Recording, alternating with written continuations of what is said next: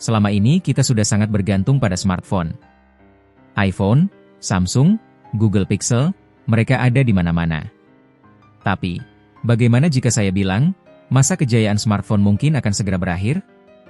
Meta, perusahaan di balik Facebook dan Instagram, punya ambisi besar, menggantikan smartphone dengan kacamata pintar. Ya, Anda tidak salah dengar. Melalui produk terbarunya, Meta Ray-Ban Display, Mark Zuckerberg ingin memulai perang teknologi baru yang bisa mengubah cara kita berinteraksi dengan dunia. Apa saja fitur canggihnya? Dan mampukah kacamata ini benar-benar menggerogoti dominasi Apple dan Google? Mari kita bedah. Selama ini, Meta selalu numpang di platform orang lain. Aplikasi mereka, seperti Facebook, WhatsApp, dan Instagram, harus tunduk pada aturan ketat dari App Store dan Play Store, yang juga mengambil sebagian besar keuntungan mereka. Mark Zuckerberg sadar, untuk bisa mandiri dan menguasai masa depan, mereka harus punya perangkatnya sendiri. Itulah mengapa Meta berinvestasi besar-besaran di divisi Reality Labs, meskipun sudah merugi hampir 70 miliar US dollar, atau sekitar 1.165 triliun rupiah, sejak tahun 2020. Mereka yakin, masa depan ada di tangan augmented reality, AR, dan kacamata pintar adalah kuncinya. Mark Zuckerberg bahkan mengatakan dalam pidatonya di MetaConnect 2025 bahwa kacamata ini bisa mengembalikan rasa kehadiran yang hilang karena terlalu fokus pada ponsel. Dengan kacamata, kita bisa tetap terhubung dengan teknologi tanpa harus terpisahkan dari orang di sekitar kita.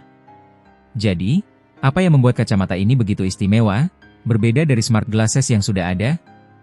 Integrasi AI dan aplikasi. Kacamata ini sudah dilengkapi dengan kamera, speaker, mikrofon, dan asisten AI. Yang paling keren, layarnya bisa menampilkan aplikasi Meta seperti Instagram, WhatsApp, dan Facebook. Selain itu, ada juga fitur petunjuk arah dan terjemahan langsung.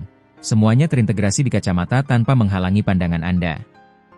Meta Neural Band, ini adalah fitur paling revolusioner. Kacamata ini datang dengan sebuah gelang bernama Meta Neural Band.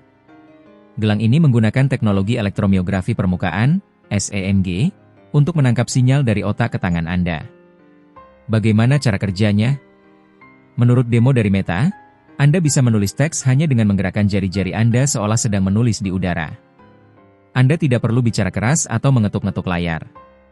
Mark Zuckerberg mengklaim bisa menulis 30 kata per menit, mendekati kecepatan mengetik di smartphone biasa.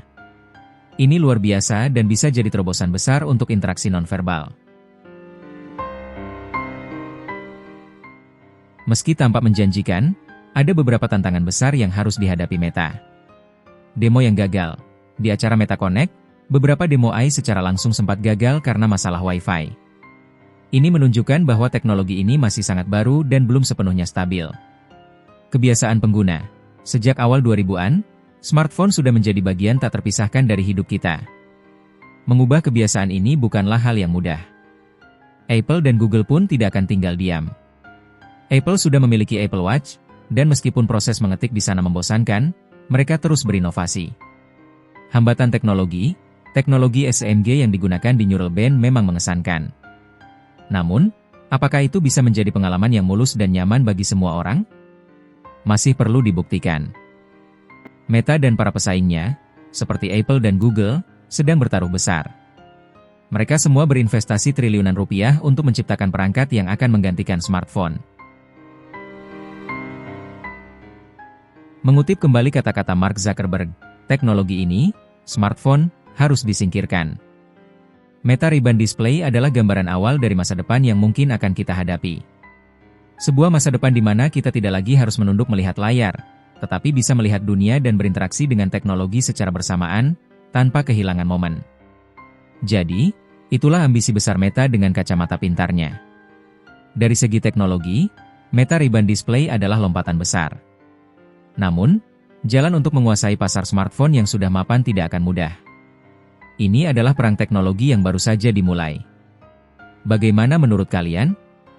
Apakah kalian siap mengganti smartphone dengan kacamata pintar? Atau kalian masih skeptis dengan teknologi ini?